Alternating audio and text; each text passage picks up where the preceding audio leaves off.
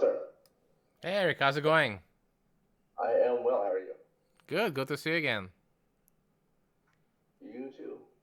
I can see it. Oh, there, I see it.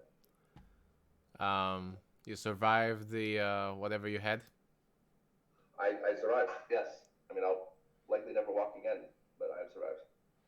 Nice. Well, they say if whatever doesn't kill you makes you stronger. Not true. Sometimes you're left, you know, permanently disabled and disfigured, and a life of sadness. But, um, but no, I'm much better than I was. But no, I think that was the first time I've ever canceled a lesson on you, isn't it?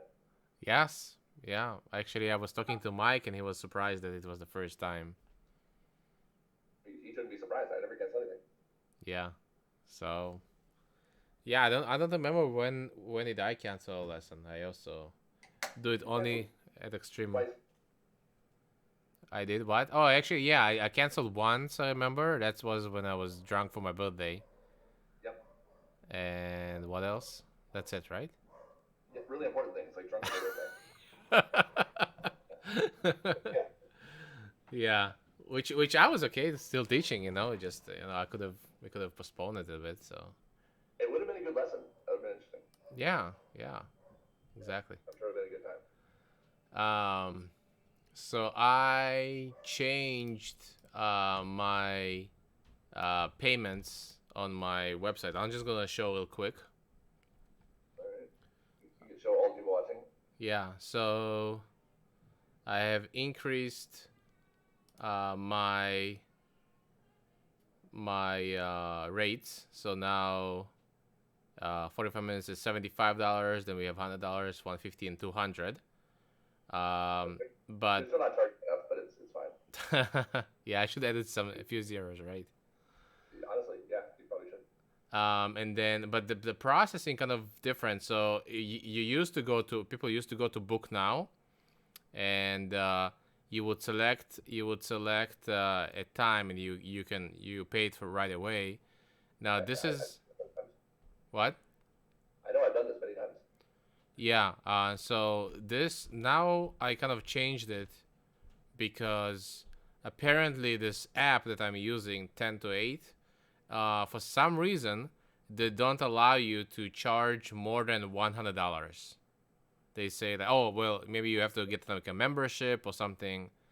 So I could have charged for the 45 minutes and 60 minutes, but 90 and 120 he didn't allow me to do it. So it was kind of strange that some of them would have prices and some of them did not. So the way to do it nowadays, if you want a single lesson, you go here to rates, and you can buy the single lessons on this page, and then you have to go to book now, and you can book, and then you basically book a lesson for free here. So That sounds terrible. yeah, so it's just kind of two-step process. You should fix this. I should.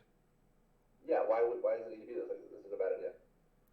Yeah, well, the only other way I can do it. So actually, this way it is what I used to have like 3 years ago. People would just buy it and they would email me, and we would figure out the date and time.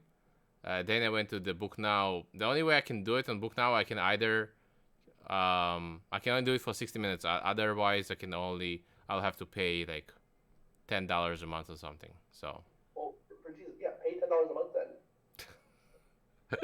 I'm Like, cheap. fight against who you are and just pay the $10. All right, I'll think about this. Yeah, it's $10. And so here I have some discounted bundles, but the bundles they'll have to be, um, I guess, processed. It kind of depends. I mean, this website also charges you depending on how many items you have in the cart to sell. So basically, I'll have to do it also manually. So Okay. anyway, just a bit of annoying, but what to do? $10, dude. Just pay it. Just pay the $10. All right, I'll. How many customers are you not going to get because it's a two-step process? If you you get one extra one a month, or a year even, you will make back the entire thing. Maybe. Yeah, you will. $100. Yeah. Okay. I'll have to email them and see what they say. All right. Yeah, one lesson will make back the whole year. Okay, what other news do you have? I have lots of chess news to discuss because actually last time I forgot to discuss it. We kind of jumped right into business. Am I allowed to ask you how your meeting with Mike went? Yeah, it was pretty good. No, he was terrible. You know, without you, he can't do anything. This is true. Yeah, I did not recognize him without the beard. I was like, are you the guy who's playing Jeopardy, or are you somebody else? You saw the beard. You probably no, he had a beard. But he used to not have a beard. I guess he does now. I don't know, but That's what I thought. But yeah, I thought that today's Jeopardy went pretty bad. No, we got all 12 right. What do you mean? really? I thought that you guys messed up something. No, we got all of them right. Correct. Oh, well, you guys look so sad on the video. I don't know. I was happy. I don't know everybody else. um, Congratulations. You should be happy. yeah, no, it was good. I mean, he gave me all the details. Now we're trying to figure out kind of the last things and yeah, I don't know. I was asking him. It was telling me from our email in November when he heard that I want to become a lifesaver. He said you know that he's really happy and that St. Louis should be one of the prime locations. And I was like, so I asked him today if he was just trying to make me feel better, or is there any statistics that he is trying to that he has to support that. So he said, yeah, that's usually in big cities people succeed. So we will see. Yeah, it has a lot more to do with the person than the area, honestly. With a person. We have a dealer who's doing fantastic in Oklahoma. You know. Yeah, I don't know. For me, it always it's always about the demand. If I have the demand, then I mean, then why wouldn't you do good? Like, I don't understand. Well, you only need 3 a week to do well, so there's got to be at least 3 people a week that want to pull this. Yeah. In St. Louis. So he explained to me about this lead program. Yeah, I mean, I think it went pretty well. Yeah, I'm sure he just. I mean, he told me he just kind of followed my script, so I'm sure it was good. Yeah. But yeah, I'm excited. One more month, and then we'll get to see each other. He's listened to me do that probably 100 times, so I think he's probably got it, memorized by now. Yeah. Alrighty. I don't see my chat. Where's my chat? You have a person saying hello. I do. Oh, I'm sorry. I missed you, person. Who are you? Nixia, NXIA 618. Oh, really? Okay. Well, hello. Thank you for joining. I guess I could have said hello, but yeah, you should. Yeah. Okay, so let's jump into some chess news. Let me see what. Okay, so first let's discuss the World Championship. So everybody knows that Nepomniachtchi won the World Championship. So the candidates. He had an interview with a Russian interviewer, news about his winning, and honestly, I watched most of the interview and I didn't find anything too special to talk about here. He's just kind of boring, right? Yeah, it's. I guess I mean he is better than other players, but there was nothing too excited that he shared at least that I could have remembered. So, um, but on more exciting news, I was wondering what's gonna be your opinion on this thing. So apparently now when the Pomnichi won the candidates, Well, they I read about this. Yeah. yeah. So what do you think that he cannot play under the Russian flag because of all this scandal with Russia and doping, and there's a very good documentary on Netflix. Have you watched it about this? No, I heard about it. I haven't watched it. It's really good. I actually watched it some time ago. So there was basically a doctor who was doing it for Russia, and at some point he was like, yeah, I mean, I kind of understood that this is wrong, and he abandoned Russia, and he went to live here in the U.S. as a refugee, and And the story of how the documentary got made was crazy. You're talking about Icarus, right? yes. So the guy who created the documentary, his original plan was to make a documentary about, he was gonna compare himself running a marathon or some other athletic event before steroids and after steroids. He was gonna do both to see how much better he did. He was gonna use himself as a guinea pig. So he was asking around trying to find a doctor who could help him. And several people said, "Oh, if you want the steroids guy, here's the guy in Russia who will do it for you." Mm-hmm. Who happens to be the anti-doping guy in Russia, right? So he went there to get all the info and became friends with this guy. And then, yeah, the guy decided he wanted to not do it anymore, and he reached out to the filmmaker, to the documentarian, and said, "You got to help me flee the country." And so his original documentary became something completely different. How it's called? Cerberus, something like this. No, it's Icarus, Icarus. It's the Greek legend, the guy whose wings Icarus. melted when he got too close to the sun.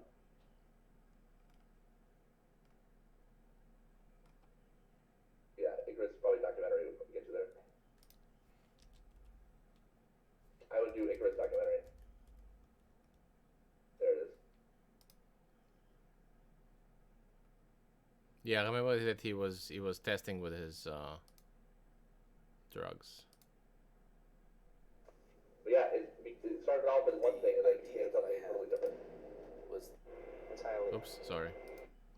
Yeah. So anyway, because of all this scandal, now Russia was kicked out of the Olympiad. Is it 4 years? How many years? Just one Olympiad? I think it's 4 years. 4 years. So now they're saying that he cannot play under the Russian flag. So what? I know that I mean, chess feels so individual, right? Like, I don't think Magnus Carlsen plays on behalf of Norway. He plays on behalf of Magnus Carlsen. You think so? Yeah, I think so. Am I wrong? I don't know. I mean, he is the world champion. He is. There's always a flag next to him, and there is the Olympiad, right? So. Well, the Olympiad is different, right? That's literally like the Olympics of chess. But for the individualized world champion, does Nepo really care if he has a Russian flag next to him when he wins? Well, I mean, I think that every player has its own flag to bring some respect to the country. We had this with Caruana came. Rex Winfield got Caruana in here to win the championship for the United States, and Bobby Fischer and the Russian, all of this. So I do believe that the flag matters, and especially if Hikaru had won the Blitz championship, I wouldn't have thought of that as like a big win for America. For me, it's just a win for Hikaru. Yeah, I guess it depends on the event. I think that's kind of the point that they're making here, because a lot of people were criticizing the fact that they were playing under the Russian flag in the candidates, but suddenly when he won it, then it's not okay to play it under the Russian flag. Right, because the championship isn't a world championship. Yeah, you mean the candidates? That's what they said. Yeah, the candidate is not a world championship match. Yeah, so I mean they get a lot of support from the country, so you have to if you don't play for the country, then don't take the support, right? He has. I guess I don't know how it works, but I guess you can play for no flag. You know, you can denounce your That's what he'll end up doing. yeah, you can denounce your chess citizenship. Um, And it's not like people are gonna forget he's Russian, right? I mean, yeah, I mean, I guess if he wins, then Putin will still gonna come and congratulate him. Oh yeah, of course, right? He's gonna go to Moscow and he's gonna shake Putin's hand, and it's gonna be a whole thing. Yeah, here was the. Have you watched this video? Yeah, that was stupid. First of all, isn't checkers solved? I guess so, but I guess people cannot really memorize all. Oh, here we go. The guy is taking away the flag in the middle of the game. That's stupid. Wait for the game to be over. That's silly. Yeah. Now he was trying to explain why he was doing that. So Yeah, I thought checkers was solved. it is solved. I don't know. It's like. So why are we doing World Champions? Like, why are we having? It doesn't make sense. Yeah. I mean, look. I guess the point. I mean, chess is, even though it's not solved, but I guess we know that the perfect result is a draw, right? Yeah, like Berlin times two, right? Is that it? Good job. You've learned something from me. Yeah. So yeah. So it's an interesting story, but yeah. Politics. You got politics everywhere. I mean, if it was you, would you care? If I would care, yeah. I mean, I would care. I want to represent my country. I think If you couldn't bring the Israeli flag, I'm guessing would be you. Would I care? Yes. Would I still play? I would still play. Yeah. So since we are on the topic of the World Championship, Eric, are you a gambler? Do you like to go to Vegas and spend some chips? I do like to gamble, but not in Vegas. I think it's a waste of time in Vegas. Okay. What's your poison? There's casinos all over the place, and there's just too much good stuff to do in Vegas. Yeah. So what? I play. I'm a decent Texas Hold'em player, and I like blackjack. Mm-hmm. So I guess where I'm going with this is can we bet on chess? And the answer is yes, we can. Oh, of course you can. Although it's not that popular. So you can bet. They're saying that there's a big website called DraftKings. Yep. The MMA, UFC uses that a lot. Yeah. I actually just Googled today bets chess championship, and I went to this website. Oh, best. Oops. No, what did I bet? Maybe it was gamble.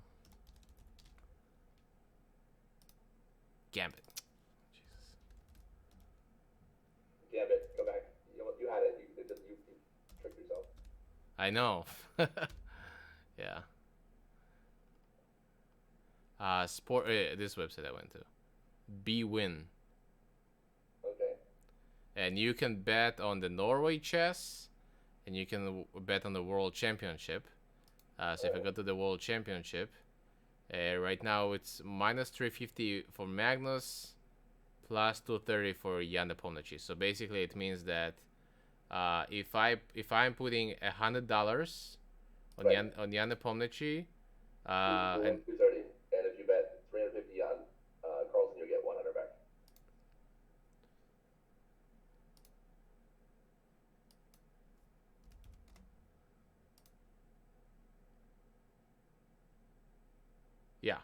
yeah, if you bet 350, then you get your profit is 100. So it's heavily on Magnus.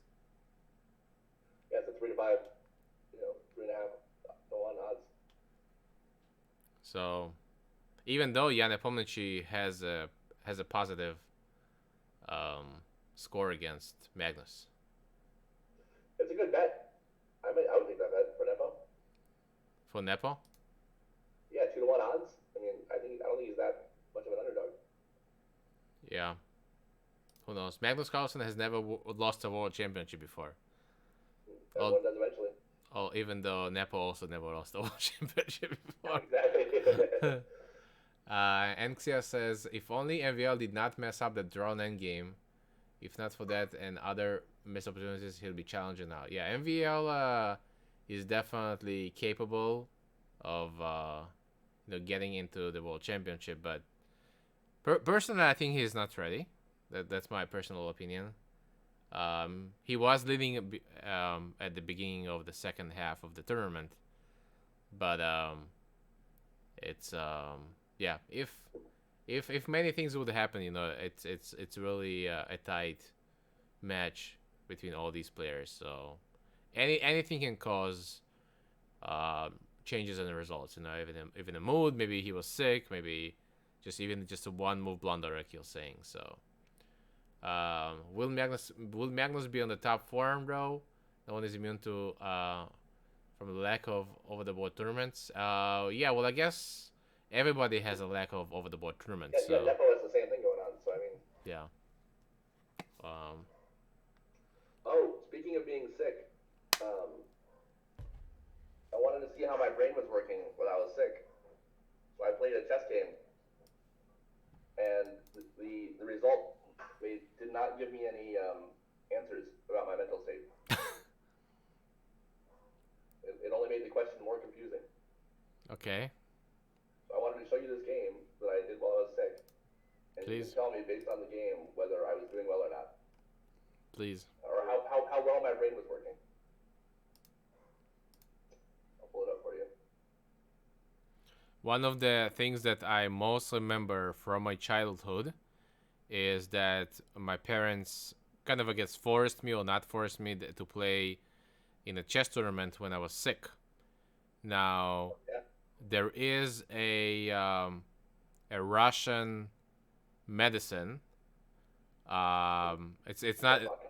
What? Is it called vodka? Yes, also that, but I was probably like 12 years old, so That's funny old enough. yeah, that's you usually start drinking at 13, not 12. Oh, sorry.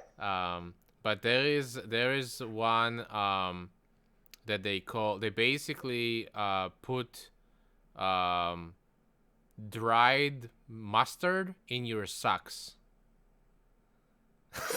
Dried mustard in your socks? Yeah, like I know I guess it's the beans of mustard in your sock. I don't know, it's pepper or mustard, but there is something like this. They put in your socks, and the idea is that it's supposed to keep your feet warm. When you're sick. So, and what happened is that for the tournament, so you're just supposed to put it like for like an hour. In the tournament, they forgot to take it out, and this was like a 6-hour game. And so my mom could not figure out why I was not able to to stand on my feet and just to sit still. I was just like just running around the chessboard for the entire game. Oh no! So that's my memory. So not only were you sick, but your feet were burning? Yeah, exactly. Yeah, Russian parents, Dried mustard in your socks. Well, there's also do you know like banki? Do you know like they put these glassware onto your back, and it kind of sucks out the Yeah, cupping. We call it cupping. cupping.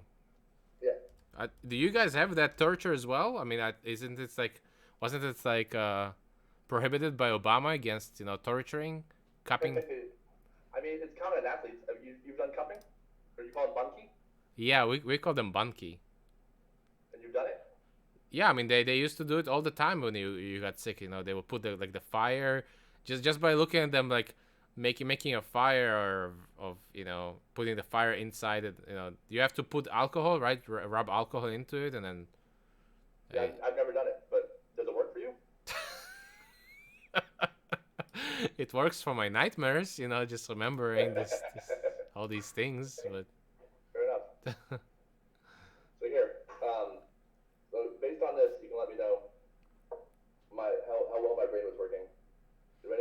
Okay, I can see it. You can see it? Yeah, so far so good. E5. You made the first three good moves. Okay, so this is let's go back. So this is the Scotch. Remember, when he plays the move D4. Oh, there are going to be a series of terrible mistakes. Let's keep in mind that I am rather ill.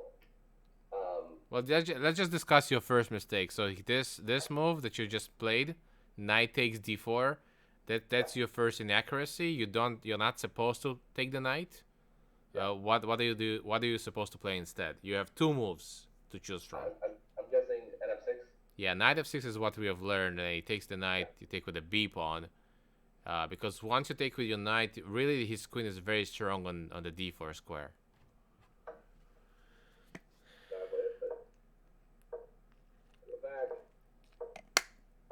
So just to if we can pause in this position, many of my coaches, if I would have one of these very strict Russian coaches who would, give you couplings for playing a game like this, they would basically would say, there's nothing else we need to analyze in such a game because it's almost lost. So. Oh, I know. I'm showing it to you because it's funny. Okay. Yeah. If I just lost, I wouldn't show it to you. But this is funny. There's some kind of a comeback here. That's what I'm feeling. There's a twist. Okay. So I'm already down a rook, right? Well, at least you're attacking. Oh, another rook. Nice. Two rooks.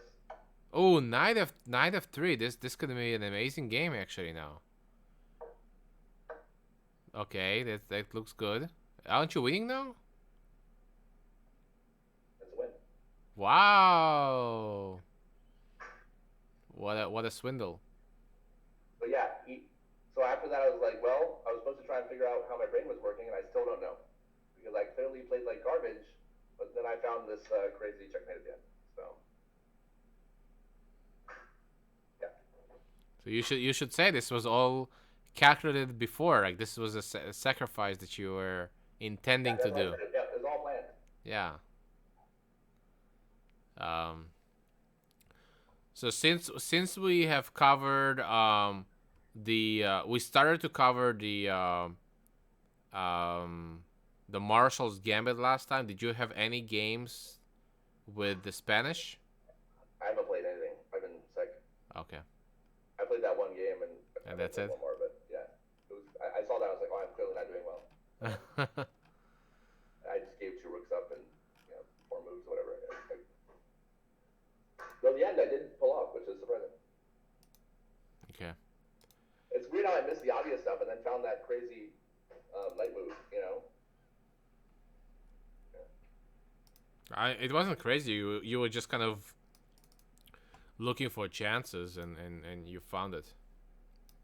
Yeah. Really, this is the only thing you can do, because if you stick to the principles, and you once you lose a rook and you stick to the principles and just play, develop your pieces and play positionally, then you're gonna die slowly. So you basically went all out. Right. Oh, I'm sorry, all in. All that works too. Yeah. Yeah, they're both correct. Okay, so let's see your memory after you came back. By the way, I don't know, like sometimes, so I was still. We always laugh about Russian parents that you would go to school even when you're dying already. So I never, with me at least, I never, even if I was really sick, I would still have to play chess. And some people say that you even perform better because your body is in a fighting mode. I did not do better. I couldn't. I was trying to stay conscious. It wasn't going well. Yeah. So let's go and try to at least remember the first few moves. So we were discussing the Spanish. So obviously e4, e5. You remember this. Knight f3, knight c6, bishop b5. Okay, so this is the opening that we are going to explore for the month of May, pretty much. So what did we say that we should play here?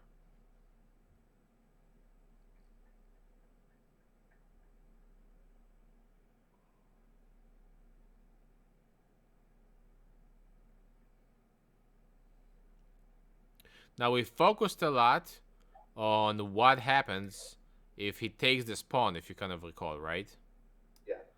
So how do we get there? For example, how do we get to this idea that he can actually take this pawn, because the knight right now is defending this pawn? I was gonna say, I'm guessing it had to be knight to d4. Knight d4 is a move, actually, because you are hitting the bishop and you're hitting the knight. But if you think about this, in this case, I actually cannot take the pawn because I'm gonna lose the bishop.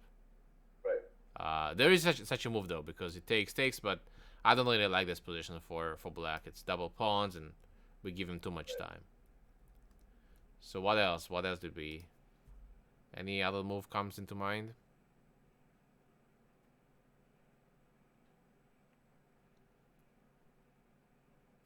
I mean, knight to a5. That doesn't make sense. b4 doesn't make sense. We gotta move the knight somewhere, right? Well, maybe. Or. Oh, I know what it was. It's a6, and then he captures on c6. Good job, yeah. a6. So the main two moves I gave you to choose between is knight f6 and a6. So these are the two main moves in this position, and it just kind of depends what variation you want to play. So a6, and his main move is bishop a4. But if he takes, we take with the d pawn. Yep. And takes here. Do you remember the move here? Yeah, queen to d4. Good job. So queen d4. See, so you remember the right move. You did not go for the queen g5 move. No, but we did talk about that, and Yeah. it was interesting. So again, so we're gonna look at it after we cover. We're gonna look at this variation after we cover the main lines. So after a6, he goes bishop a4. So we probably learned the first about 7 moves, I believe, and the move order is matters a lot. Okay, in this position. So let's see if you can figure out what is move number 1, 2, 3, 4 for black. Was it knight to f6? Yes, good job. Knight f6. White castles. What do we do now?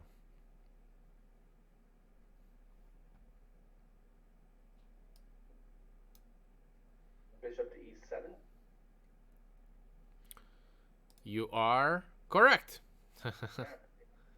And the way to know this is that it's too dangerous to get this pawn here right now, because of rook e1, and he's gonna kill us on the e file. And so we would play bishop e7. He has to play here rook e1. Okay, what now? Castle? We can castle, but castle has 2 issues. The first one is that he can take the knight, and now he can take the pawn. Oh, is it b5 first? So we have to play b5. That's right. b5 first. The other issue is that I want to mention this because kind of strategically it can come up. Even if he cannot take the pawn on e5, white can play c3 here, which is his main idea, c3 and then d4. And then if I play b5 here, the bishop can go right away to c2. It doesn't have to go to b3 first. So it kind of it saves the tempo for him. So rook e1, b5, bishop b3, and castle. Okay, so here is we are at move number 7, and that's kind of where I told you that the first step is to remember that move order. Okay. We're gonna go into variations, which are actually my analysis has variations which go up to move number 30, 35. We Yeah, it's like that video with Magnus, right? Did I show you that video, right? When they were trying to. I watched a bunch of them. Yeah, the recent one with Hess. Who did it? Hess? Robert Hess or something? Somebody did that video about Magnus Well, I recalling saw one games. recently where he was identifying games. Yeah, so actually, I'm sorry. Now in my analysis, I'm looking forward and I see that some of them go to move number 40. So get ready.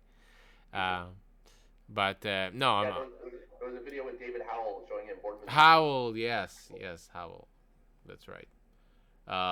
So anyway, this is only move number 7, but this is the moment where I can say, okay, at least you're not gonna lose right away. I mean, your castle you kind of developed, so at least until this point, we have to memorize this move order.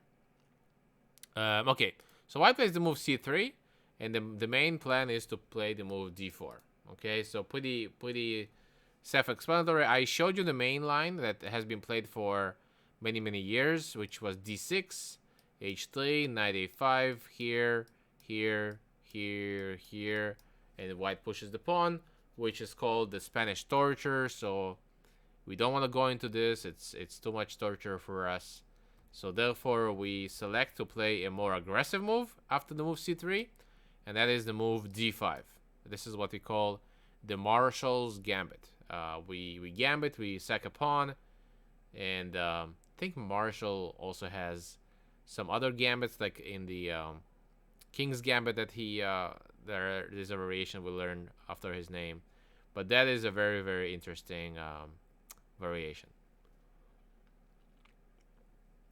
Okay, so basically in this position, white has to take. I mean, if white does not take the pawn, I don't even know what else can. I mean, he can go defensive, maybe here. D4 maybe is also possible. But since I want to show you kind of the main ideas first, obviously white has to take the pawn. So he takes the pawn on d5. We take with our knight on d5. He takes on e5. Gets his pawn advantage. Also attacking our knight. We take with our knight, his knight. He takes with the rook. So this is really pretty much forced, almost forced if white goes into this. So this is right now move number 11. Okay, so now in this position our knight is hanging, so we have to defend the knight. And at first sight, it looks like it's better to do it with the bishop, but the correct move is actually doing it with a pawn. So pawn to c6. Why is that? The reason is that if I defend with the bishop and he goes d4, so if you kind of look at this position, we still don't feel like black has enough compensation, right? I mean, you can see that his rook is active, his bishop is active, he has the center. I mean, we have slightly more pieces in here, but we don't really feel the compensation for the pawn. And the compensation comes later in the form of an attack. And what we usually do is we try to play bishop to d6 and try to start attacking the king, just like exactly the same way like you showed in your game here before. You were kind of going all in and attacking on the king side. The problem is, my thought was, if you got the knight on b7 on the long diagonal and on d6, I feel like it's strong. Correct. I agree. The problem is that after bishop d6, he can take here with the rook. Takes and takes. Yeah, he gets 2 pieces for a rook. And that's kind of the problem. And I guess you could get a pawn here if you wanted to. Right. Right, you could take an h2 check and then take the bishop. Correct. But now you got your pawn back, which we were missing, but we are still, 2 pieces for a rook and But he's not developed. He's cramped. This doesn't feel bad. It does not, but long term it will be. Yeah. Long term it will be, because white is gonna get out and. Yeah, I guess white develops quickly, right? Yeah. So going back to this position, the correct move is the move c6. So So we have to defend the knight on d5, and it looks like a tremendous loss of time, but that's kind of what we have to do. Let me just free the board just for a second, just kind of show you how white feels in these positions. Well, the main issue that white has, and he has two issues. The first one is all of his queen side flank here is kind of in a coma right now. Yeah, it's terrible. So it's gonna take a while to get them out. And the rook on e5, we like to centralize pieces, but the rook is gonna get a hit. So it doesn't matter what he's going to do, he's gonna get hit. So white has two main moves in this position. Would you like to guess what white usually does here? I'm guessing d4. That's the main one. That's the classical approach, and this has been the move for the popular move for many years. The other move is d3. So you might be asking, okay, well, this does not make any sense. Why would I play d3 if I can play d4? It's c4 next, is that way? c4 possible, yeah. It's actually somehow connected to the e4 square. That the rook can retreat here and defend the square on e4. We will cover this, and we will see what are the differences. So d3, I would say, like, was played probably about 20% of the time. d4 is 80% of the time, but d3 is like the more modern approach. I'm gonna show you today just the d4 approach first. Okay, so white plays the move d4, and as we explained before, black plays the move bishop to d6, hitting the rook, and the rook has to move. I'm gonna move this pop out window over here so you can see. Actually, I'm gonna move it to the other side, so it's gonna look better for the stream. And as you can see, white has many ways to retreat, and each one of them is tricky. The main move is just moving the rook all the way back. It's kind of the sad moment for the rook to reach the fifth row and then go all the way back. But that's actually the best move. Rook e2 is also possible with maybe some kind of ideas like queen e1. We will cover this at some point maybe. There's rook e4, also an interesting move. And then there's also even a rook h5. So each one of these has its own nuances, how black should reply. But the main one is rook e1. So let's first cover this thing. Okay. So this is pretty much forced. We are at move number 13 right now for black. It is your the stage is yours, Mr. Lupton.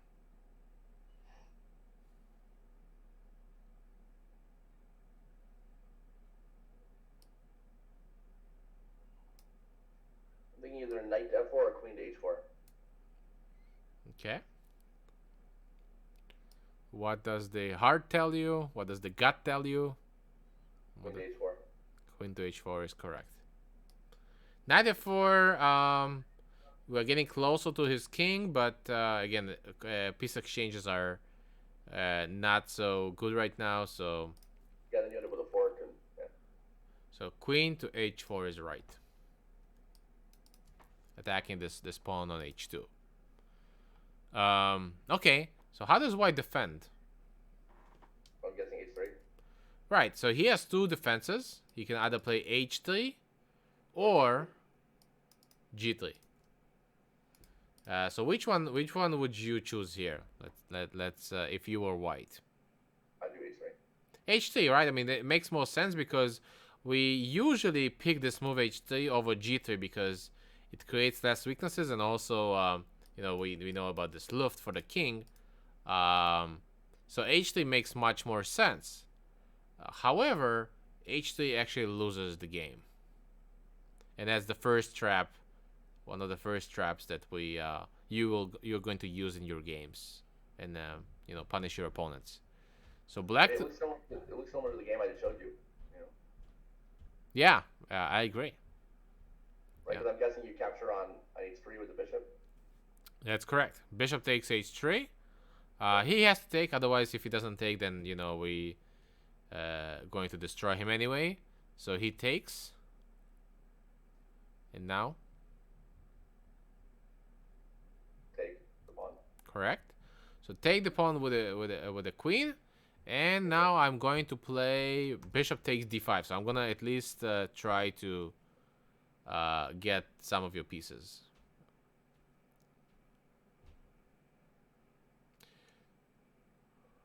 And then bishop to h2, right? That's correct. Good job. Bishop h2. So let's show this trick. This trick has to have a name, but I don't know it. So the pull in and pull out.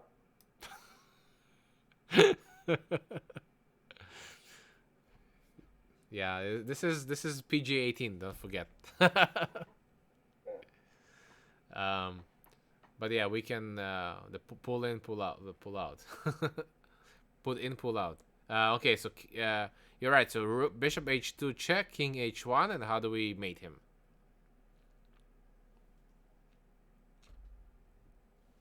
You bring the bishop back, right? No, but then you're gonna lose the.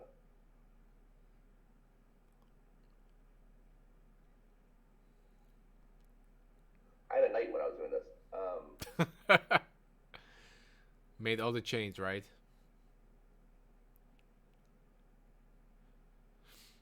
Welcome to all the. You just come back and then you go up. So you go into like F4, I guess, and then up to h2.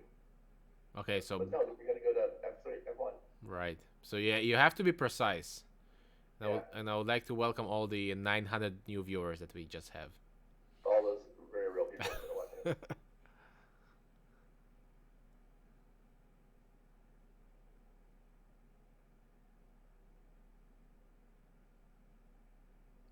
Yeah, so there is a mating net. This is a mating net here.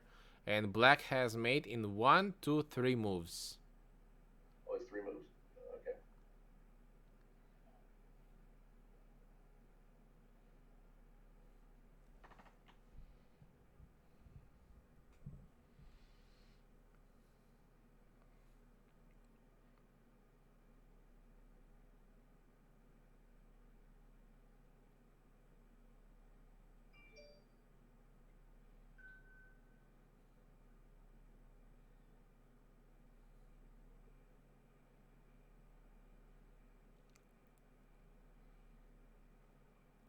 Does anybody in the chat can see mate in 3 moves? I don't move a rook, do I? No. In some cases you can bring the rook in, and I'll show you which one. But so I'm guessing back to g3 then. Here? Yeah. Okay, that's correct. Bishop g3. He has to play king g1.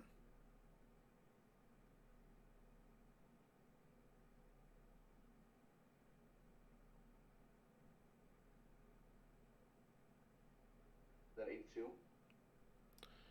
Queen h2, that's correct. King f1. And then queen to f2. Yeah, the kiss of death. Yeah. Nice. So yeah, so that's pretty much it. After bishop takes h3, instead of him taking our bishop right away, he can also take the knight. This delays our mate just a bit. Because we don't have all these ideas right now, so we have to take the bishop instead. He takes, we take, and now it looks like he cannot defend from the mate, but he can play the move f4. So here we gotta be careful. So I'm gonna let you find black's move in this position, or more like I would say more like a plan, or a move with a plan to win here.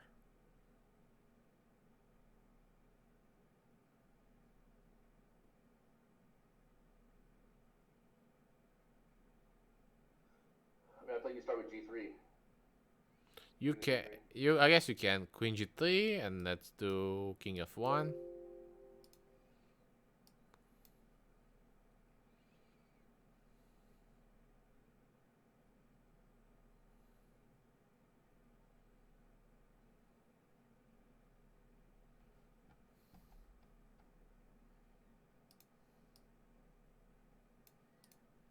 So bring a rook over. Which one to where? Either one to E8. Yeah. So Rook A8. So I actually thought that the main move was here Rook A8. It doesn't really matter. So in these positions are completely winning for black because again black's white is up a piece, but his pieces are all in coma, and they're just not in time to help the white king. I'm not sure even what move he can do, but this is terrible for white. He's totally paralyzed, and this is lost. Any questions about this position? No. Before we move on, okay. So yeah, so even so basically you were right in both cases. You know, we can either take the knight and then go for the rook a8, but we if he takes the bishop, for example, then we have something more forced in here. But I guess we can transpose in this position. So, but if you have a forced mate, then why not? Right. So this is trap number one, and many people they fall into this. But I will tell you that people who play the Spanish, and you know, on the other side, if if I'm coaching somebody how to play the Spanish with white, this would be probably the first trap I will show them how to avoid against the marshals. I will actually tell them probably that to play something anti-marshal, but that's another story. So anyway, so in this position, white, instead of playing h3, the main move is g3. Now, the move weakens the king slightly more because now we got this cheese structure, but it's also giving white a tempo by hitting the queen. So what should we do now, Eric? The ball is in your hands. I'm guessing queen h3. Your guess is correct. Queen h3. Okay. So we are at move. This was first 14 moves, and I think that this is going to be another. This is the second step. So we remember the first step was what I showed you after we castled. This is the first 7 moves, and this is the next level, which we just completed. Move number 14, and pretty much every time we have those steps. Why I like to divide it is because the game kind of changes. You know that you're onto the next level. So in this position, also white has a lot of moves. You can see here on the table, he can move the queen, rook, bishop, knight, the second bishop. So a lot of moves that white can play, and these are only I'm only showing you the most popular ones. I'm not even showing you all the sidelines. But basically, white has a lot of options to choose from. But he has to be careful because if he goes with too much of a slow plan, then we are going to attack him, and he's not going to have any time left to bring all the pieces in. So the main move here that white usually plays is move bishop to e3. Why does he do this move? It's very simple. He simply wants to develop his pieces, and the bishop does not have any other good spots. If I look at this position for the first time in my life, I would probably say, okay, I want to finish my development. I can't put this bishop to g5. I'm gonna get hit with h6. I don't want to put it on f4 because I am going to lose the bishop. I don't want to put it on d2 because that's where the knight is going to go. So I would either look at bishop e3 and then knight d2, or I would look at knight d2, knight f3, and then bishop d2, something like this, right? Because I want to eventually to get all my pieces out. I cannot really play c4 and then knight c3, because if I play c4, he's gonna take, and I'm gonna be left with this isolated pawn on d4. It's gonna take longer, so I think I'd be really worried about bishop to g4. Yeah, you're right. So let's look at this. This is actually the main move. After white plays the move bishop e3, black has a few options. Bishop to g4 is the main one, and I'm in this. This is an interesting opening. Which one? I think that I've showed you a couple other openings where I kind of gave you the choice. So we're gonna look at the most famous and popular variation, and then I'm gonna go and give you some other options to kind of surprise your opponents, because this is online. You play mostly online, but once you go into more of a tournament and playing in clubs, then people will definitely invest time into learning all this stuff. So you might know the main line, but you also want to surprise them to gain the advantage. But bishop g4 makes the most sense. Yeah, go ahead. So he's got to move the queen somewhere, right? He can either move the king. He can also play f3, but the main move is queen d3. That's correct. And then you go bishop f3, right? So you can go bishop f3. This is not the main move. And why is that? I mean, it looks. No idea. How do you stop bishop f3? Exactly. So how do you stop queen g2 checkmate? How do you stop queen g2 checkmate?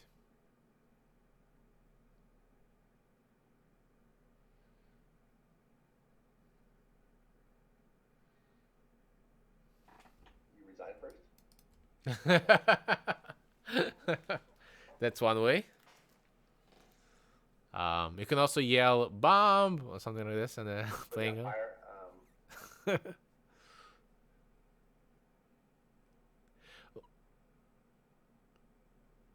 to f1. You're right. Queen f1.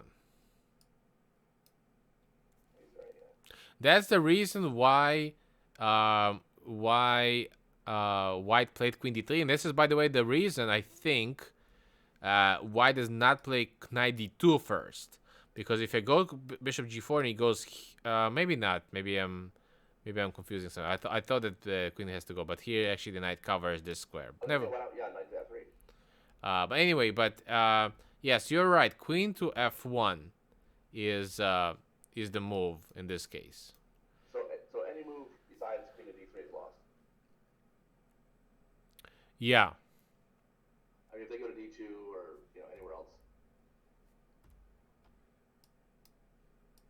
Yes. Yeah. So queen d3.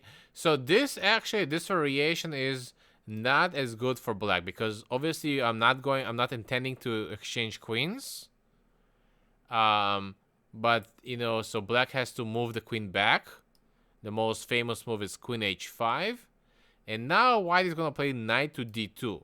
And if we lose this bishop, so yeah, you lost so much time here.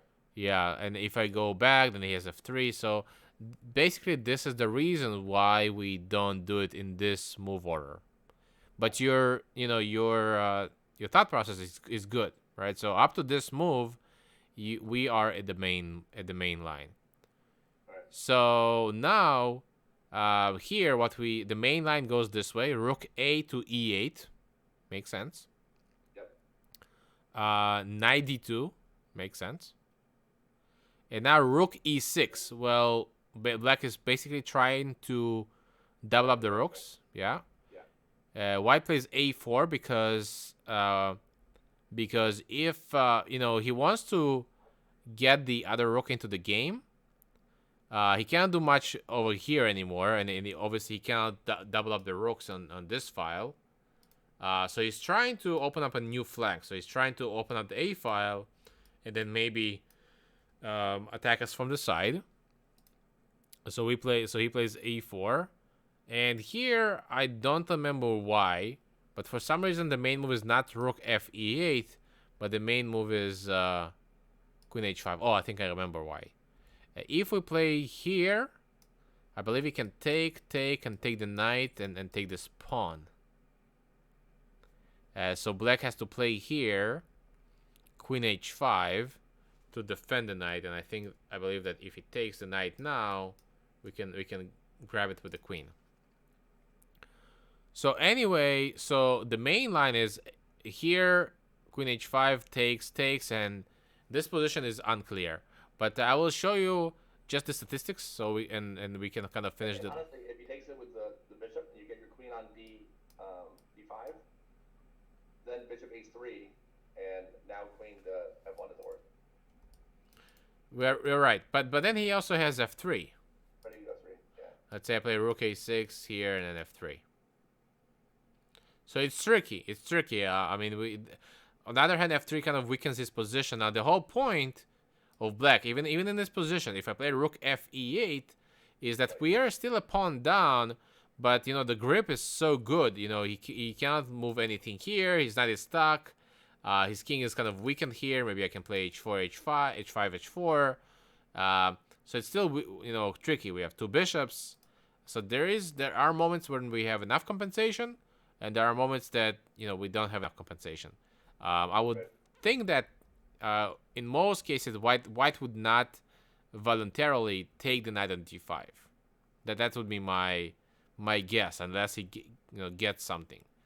But if he does anything else, I don't know, just to make a random move, rook f8, that's kind of the point of this position, that it's just difficult for white to make any moves. Now, are we winning right away? No, it's still in equal position, but there are a lot of traps in this position. So this is kind of the main line. I'm just gonna show you the statistics here.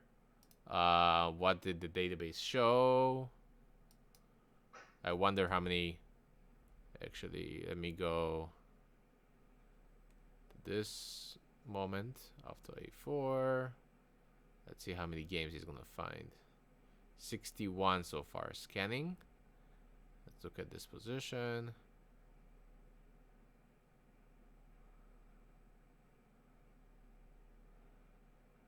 Still thinking.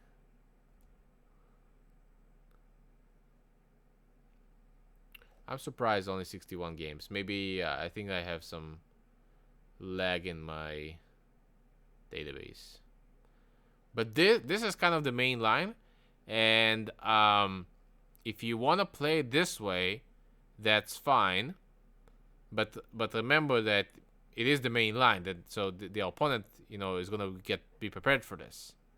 So 17 moves. He can probably just memorize this one line and he can play it. So therefore, next time, my plan is to show you some other ways to try to trick the opponent into some other ways. And I think one of them is very exciting. It's like you go all in and you attack and you sack. The other one is slightly more positional. Just different move order. So, but as your homework, last time your homework was to play the Spanish up to move number 7. This time you already know the variation up to move number 14. Well, at least this variation. But since you didn't have the chance to play it up to move number 7 even, so more focus on step-by-step progress, right? Don't try to beat everybody right away, but try to make sure, instead of focusing on the result, make sure that you're focusing on your result, right? So your success will be once you don't mess up the move order and you remember the first 7-10 moves. Okay, so take it step by step.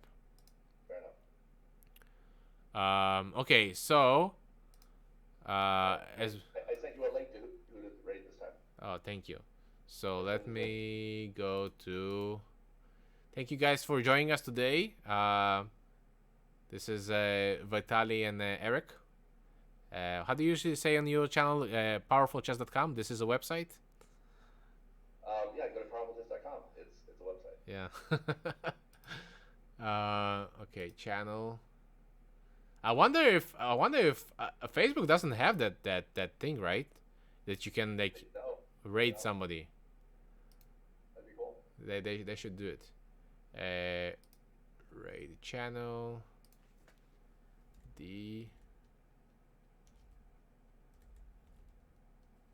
Apprentice. Start the raid. Woohoo! All right, guys. So it's funny. We have 1,400 people, but we're raiding with six. Yeah. Only the best. It's about the quality, not the quantity. Alright,